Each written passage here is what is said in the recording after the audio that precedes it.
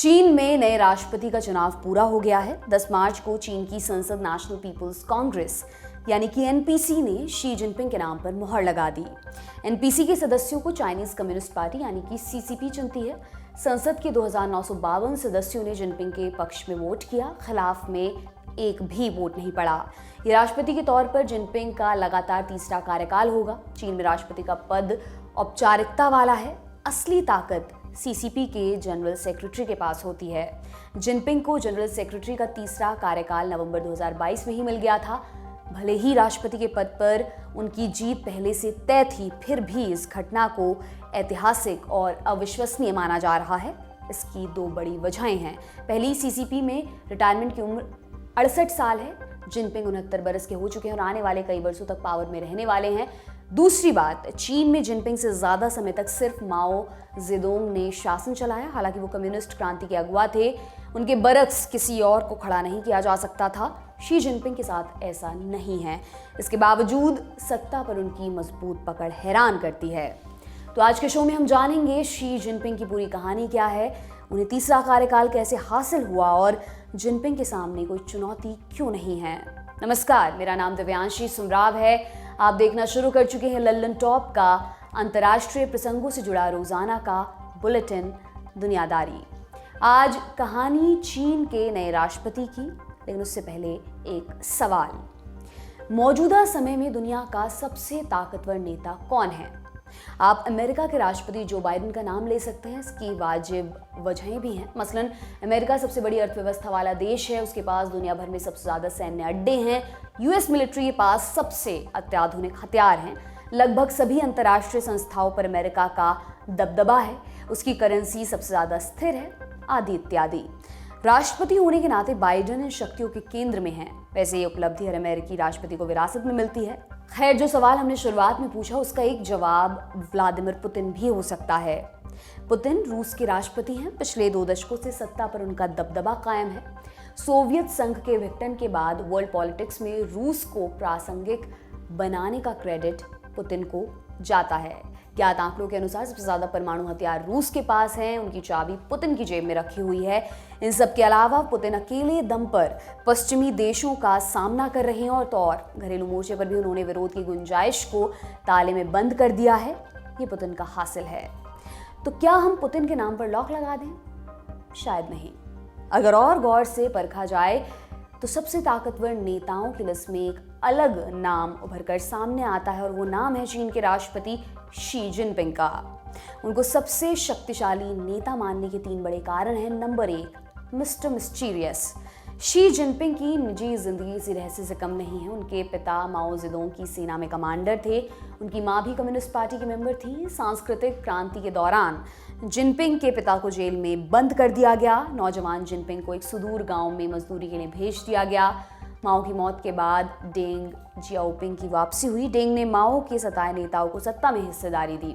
उसी क्रम में जिनपिंग के पिता बहाल हुए। इसी के साथ उनका जीवन भी ट्रैक पर लौटा। इसके बाद जिनपिंग ने फुजियान और शंघाई में गवर्नर के तौर पर काम किया। कालांतर में दोनों प्रांत एंटी करप्शन कैंपेन की जद में आए। 2000 के दशक में जिनपिंग सीसीपी के पोलित ब्यूरो में जगह बनाने में कामयाब हुए।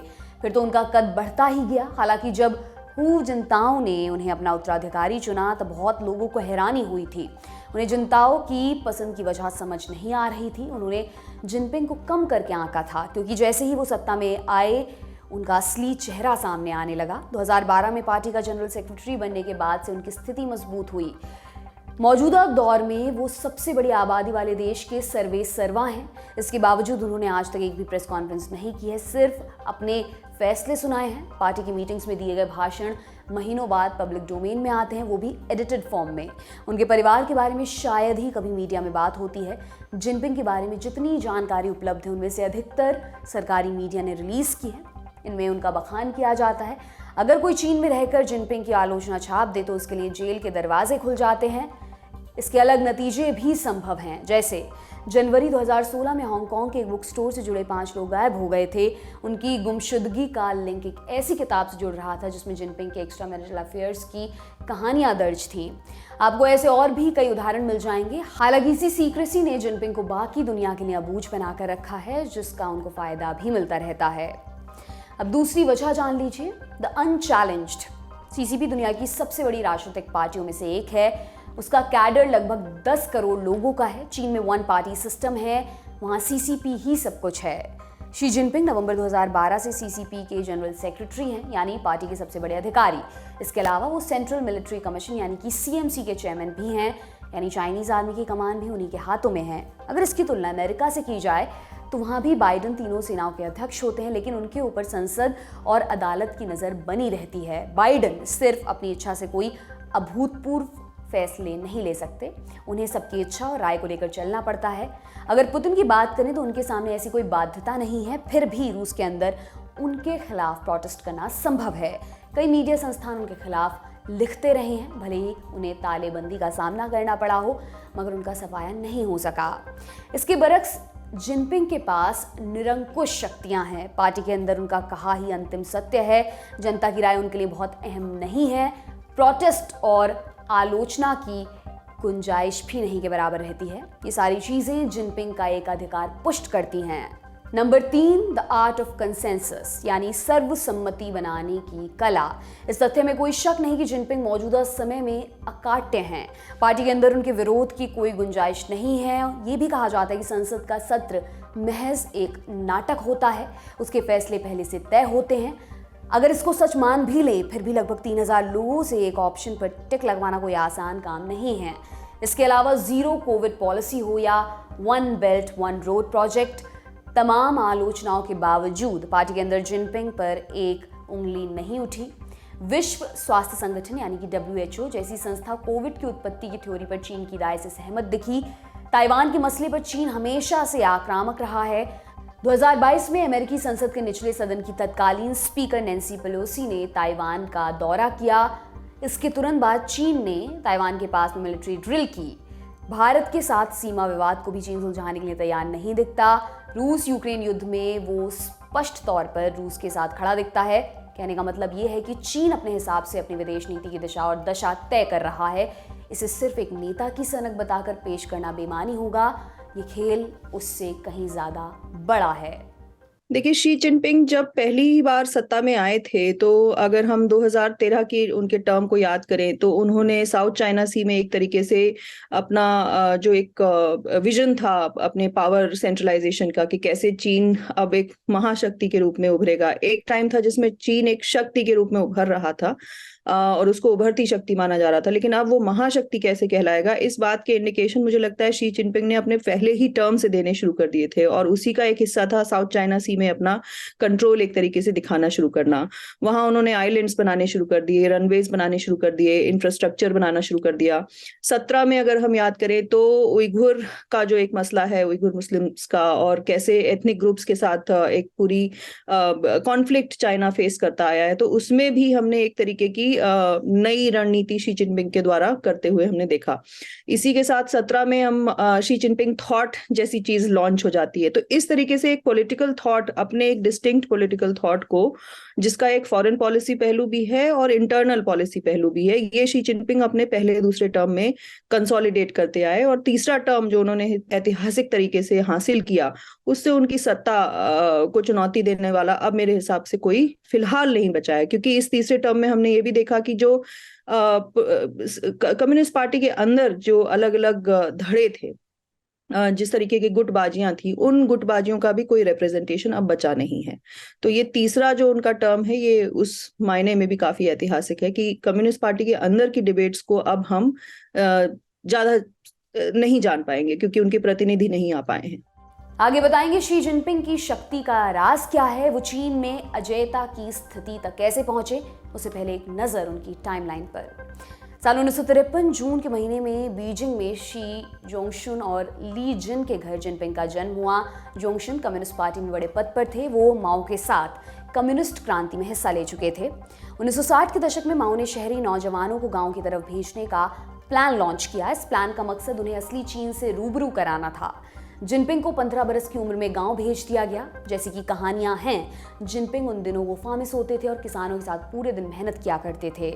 1975 में जिनपिंग वापस लौटे। फिर उन्होंने शिन्हुआ यूनिवर्सिटी से केमिकल इंजीनियरिंग की पढ़ाई पूरी की। इसी दौरान उन्होंने सीसीपी का मेंबर बनने की कोशिश की। कई बार रिजेक्ट होने के बाद उन्हें मेंबरशिप मिल गई। 1979 में वो सेंट्रल मिलिट्री कमीशन और डिफेंस मिनिस्ट्री में सहायक बने। 1985 में सीसीपी ने जिनपिंग को जिंगडिंग काउंटी में पार्टी का लीडर बनाकर भेजा। 1985 में उनका ट्रांसफर फुजियान प्रांत में कर दिया गया। साल 2000 में वो फुजियान प्रांत के गवर्नर बन गए। 2002 में उन्हें बगल के झेजियांग प्रांत में भेज दिया गया। वहां उन्हें सीसीपी का मुखिया बना दिया गया। ये पोस्ट गवर्नर से ऊपर की थी। मार्च 2007 में जिनपिंग को शंघाई लाया गया। कुछ महीने बाद ही उन्हें सीसीपी की पोलित ब्यूरो स्टैंडिंग कमेटी में शामिल कर लिया गया। ये पार्टी की सबसे बड़ी डिसीजन मेकिंग बॉडी है। मार्च 2008 में उन्हें चीन का वाइस प्रेसिडेंट बना दिया गया। उन्हें अगस्त 2008 में होने वाले ओलंपिक गेम्स की जिम्मेदारी सौंपी गई।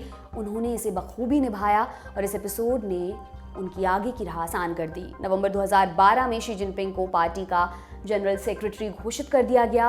उन्होंने हु जिनताओ की जगह ली। मार्च 2013 में जिनपिंग को राष्ट्रपति की कुर्सी भी मिल गई। अक्टूबर 2017 में शी जिनपिंग थॉट को संविधान में शामिल कर लिया गया। इसमें चीन के भविष्य को लेकर जिनपिंग के विचार दर्ज थे। मार्च 2018 में चीन की संसद ने राष्ट्रपति पद पर लगी 2 टर्म की लिमिट हटा दी। यही साफ हो चुका था कि जिनपिंग का इरादा लंबी पारी खेलने का है। जून 2019 में हांगकांग में आज़ादी की मांग को लेकर प्रोटेस्ट शुरू हुए। जिनपिंग की सरकार ने इसे सख्ती से दबा दिया। उनकी सरकार नेशनल सिक्योरिटी लॉ लेकर आई। अब इस कानून के जरिए आलोचकों पर शिकंजा कसा जा रहा है। जब ब्रिटेन ने हांगकांग को चीन के हवाले किया था, तब 2047 तक की तारीख तय की गई थी। इतनी अवधि में चीन हांगकांग के मूल को नहीं बदल सकता था, मगर जिनपिंग ने उसको धता बताकर अपना दमन कार्यक्रम जारी रखा। जनवरी 2020 में वुहान में कोरोना वायरस का पहला केस मिला। शहर में लॉकडाउन लगाया गया। फिर चीन में जीरो कोविड पॉलिसी लागू की गई। इसका चीन समेत पूरी दुनिया में विरोध हुआ। चीन पर डेटा में झोल करने के आरोप भी लगे, मगर सरकार अपने में मगन रही। अक्टूबर 2022 में शी जिनपिंग को तीसरी बार पार्टी का जनरल सेक्रेटरी बना दिया गया। उससे पहले अफवाह उड़ी थी कि सेना ने उनका तख्ता पलट कर दिया है। और अब मार्च 2023 में शी जिनपिंग को राष्ट्रपति के तौर पर तीसरा कार्यकाल भी मिल गया है। आज जिनपिंग पर इतनी चर्चा करने की वजह भी यही खबर है। अब प्रोसेस भी जान लेते हैं। 4 मार्च 2023 को बीजिंग के the great hall of people में 2 बैठकों का सिलसिला शुरू हुआ। पहली Chinese people's political consultative conference यानी कि CPPCC, इसमें अलग अलग फील्ड्स के जानकार और पार्टी के सलाहकार हिस्सा लेते हैं। दूसरी बैठक होती है नेशनल पीपल्स कांग्रेस यानी कि NPC की। इसमें पार्टी के प्रतिनिधि शामिल होते हैं। NPC चीन की संसद है। इसके सदस्य प्रांतों, मिलिट्री और दूसरे विभागों से चुने जाते हैं। हर सदस्य का कार्यकाल 5 बरस का होता है। पूरे सत्र को 2 सेशंस भी कहते हैं। ये हर साल आयोजित होता है। इसमें सरकार की भविष्य की योजनाओं, कानूनों, नियुक्तियों आदि पर वोटिंग होती है। जानकारों का कहना है कि पूरे फैसले स्टैंडिंग कमेटी ले चुकी होती है। उन्हें सत्र में पढ़ा जाता है और फिर उस पर हामी की औपचारिकता भरवा ली जाती है। सत्र के दौरान किसी भी तरह के विचार विमर्श की गुंजाइश नहीं होती। इसी वजह से NPC को रबर स्टैम्प पार्लियामेंट भी कहा जाता है। इसका सजीव उदाहरण शी जिनपिंग के चुनाव में देखने को मिला। वोटिंग के दौरान कोई कैंडिडेट लिस्ट नहीं दी गई। इलेक्शन की प्रक्रिया को भी गुप्त रखा गया। हॉल के 4 कोनों में 4 डिब्बे रखे गए थे। उसमें जिनपिंग के नाम पर अपना मत लिखकर जमा करना था। गिनती में पता चला कि सारे के सारे वोट उनके पक्ष में गए हैं। इस तरह शी जिनपिंग की जीत की औपचारिकता पूरी कर ली गई।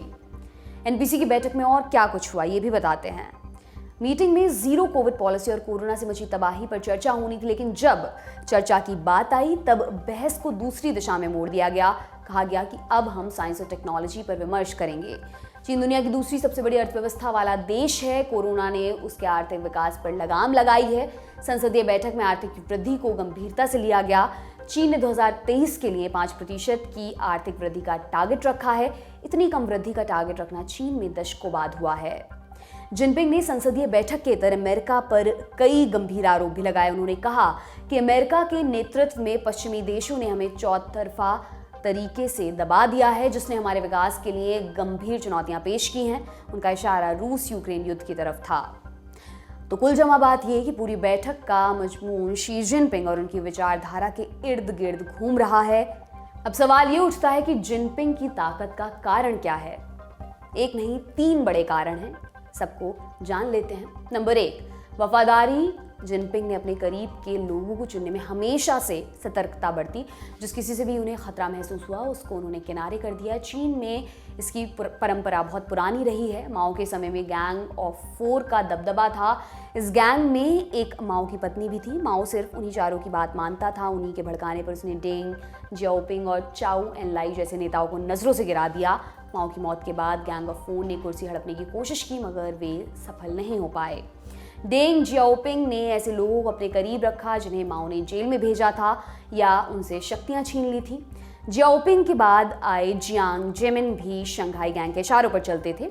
ये शी जिनपिंग का दौर है। उन्होंने भी पुरानी परंपरा को बरकरार रखा है। जिनपिंग को हल्का सा खतरा मौजूदा प्रीमियर ली केचियांग से था। चीन में प्रीमियर की पोस्ट नंबर 2 की होती है। केचियांग को अक्टूबर 2022 में ही निकलने का संकेत दे दिया गया था। उनकी जगह पर ली चियांग को चीन का नया प्रीमियर बनाया जा रहा है। इसका औपचारिक ऐलान 11 मार्च को हो सकता है। ली चियांग शी जिनपिंग के सबसे वफादार लोगों में से हैं। शंघाई में सख्त जीरो कोविड पॉलिसी लागू करने के पीछे चियांग ही थे। इसी वजह से शंघाई में जबरदस्त प्रोटेस्ट भी हुए जिसके चलते सरकार को पॉलिसी में बदलाव करना पड़ा। इसके बावजूद जिनपिंग चियांग को प्रमोट कर रहे हैं। इसके अलावा डिंग शेशियांग को एग्जीक्यूटिव वाइस प्रीमियर बनाया जा रहा है। वो जिनपिंग के चीफ ऑफ स्टाफ रह चुके हैं। चाउ लिची को एनपीसी का मुखिया बनाया गया है। उन्होंने शी जिनपिंग के एंटी करप्शन कैंपेन को लीड किया था। वांग हुनिंग को सीपीपी-सीसी की कमान दी गई है। उन्हें पार्टी का वैचारिक गुरु कहा जाता है। पार्टी की टॉप लीडरशिप में लगभग सारे लोग जिनपिंग के वफादार हैं। वहां उन्हें कोई खतरा नहीं है। माओ जेडोंग से तुलना करने के कुछ एक महत्वपूर्ण कारण हैं, जिनमें से एक बड़ा कारण यह है कि शी जिनपिंग ने जिस तरीके से पावर और शक्ति का संचयन किया है, एक तरीके से अपनी तीसरी पारी खेल रहे हैं वो, और वो एक तरीके से उनको वापस हमें माओ जेडोंग की याद दिलाता है, क्योंकि वो भी इतने लंबे समय तक चाइना के प्रतिनिधि बने रहे, शीर्ष नेता बने रहे। हालांकि अगर एकदम देखें कि क्या विचारधारा में शी जिनपिंग माओ जेडोंग से एकदम सिमिलर हैं, उनके ही तरीके के हैं, तो थोड़ा सा मुझे लगता है कि डिस्टिंक्शन करना चाहिए, थोड़ा सा डिफरेंस करना चाहिए। माओ का जिस तरीके से अति वामपंथी राष्ट्रवाद था, उसके 2 अलग तरीके के पहलू थे। इनका अति वामपंथी जो राष्ट्रवाद है वो कहीं ना कहीं कल्चरल नेशनलिज्म से ज्यादा मेल खाता है, तो माओ के कल्चरल रेवोल्यूशन के ईरा की टाइम याद दिलाता है, लेकिन वो दोनों सिमिलर नहीं है। इसी तरीके से जो इकोनॉमिक नेशनलिज्म है वो भी माओ जेडोंग का काफी अलग तरीके का था और शी जिनपिंग का भी अलग था। तो पावर का जो एक तरीके से केंद्रीकरण है वो तो माओ से मेल खाता है, लेकिन अगर विचारधारा के पहलू से देखें तो शायद इतना नहीं मेल खाता है। तो मैं दोनों में डिस्टिंक्शन करना चाहूंगी। Number 2, the shadow campaign. बतौर जनरल सेक्रेटरी जिनपिंग ने पहला भाषण नवंबर 2012 में दिया। इसमें उन्होंने कहा था, ये एक अटल सत्य है कि अगर भ्रष्टाचार पर लगाम नहीं लगाई गई तो पार्टी और स्टेट का समूल नाश हो जाएगा। हमें सजग रहना होगा। जनवरी 2013 में उनका एक और संबोधन चर्चा में आया। इसमें उन्होंने वादा किया कि बड़ी और छोटी मछलियों से एक साथ निपटेंगे। उनका इशारा पार्टी के ताकतवर नेताओं और लोकल लेवल पर काम करने वाले छोटे अधिकारियों से था। मार्च 2013 में शी जिनपिंग चीन के राष्ट्रपति बन गए। अब पार्टी के साथ साथ सरकार की कमान भी उनके हाथों में थी। कुछ समय बाद ही एंटी करप्शन कैंपेन लॉन्च किया गया। सेंट्रल इंस्पेक्शन टीम के अधिकारियों को प्रांतों में भेजा गया। उन्होंने वहां स्थानीय अधिकारियों की जांच की। जो दोषी मिले उन्हें पद से बर्खास्त किया गया। ऐसे लोगों पर मुकदमा चला और उन्हें जेल भी भेजा गया। एक तरफ तो ये भ्रष्टाचार विरोधी कैंपेन था, लेकिन इसकी आड़ में जिनपिंग ने अपने विरोधियों को भी ठिकाने लगाया। Number 3, the personal charisma. Jinping ने अपनी छवि को बेहद झाड़ पोंछ कर चीन और दुनिया के सामने पेश किया। अपने लोगों के लिए वो संघर्ष से लड़कर उभरे नेता हैं। दुनिया के सामने उनकी छवि एक सख्त और आक्रामक रणनीतिकार की है। जिनपिंग के विचारों को चीन के स्कूलों और कॉलेजों में पढ़ाया जाता है। उन्हें चीनी जनता के बीच पिता के तौर पर दिखाया जाता है। ऐसा पिता जो अपने बच्चों के बारे में कभी बुरा नहीं सोच सकता। इस सबके जरिए शी जिनपिंग ने अपना करिश्मा बनाकर रखा है। हाल फिलहाल में इसके धूमिल होने की कोई संभावना नजर नहीं आती। दोस्तों, आज की दुनियादारी में बस इतना ही। अब अगले हफ्ते आपसे मुलाकात होगी, इसी उम्मीद के साथ विदा लेती हूँ। शुक्रिया, शुभ रात्रि। सिर्फ 59 रुपए महीने में पाइए YouTube पर LT प्रीमियम। किसी भी प्लेटफॉर्म से 3 दिन पहले देखिए हमारे प्रीमियम प्रोग्राम जैसे guest in the news room, किताब वाला आदि। इसके अलावा बहुत कुछ। सब्सक्राइब करने के लिए ललन टॉप के YouTube चैनल पर जाकर क्लिक करें ज्वाइन बटन।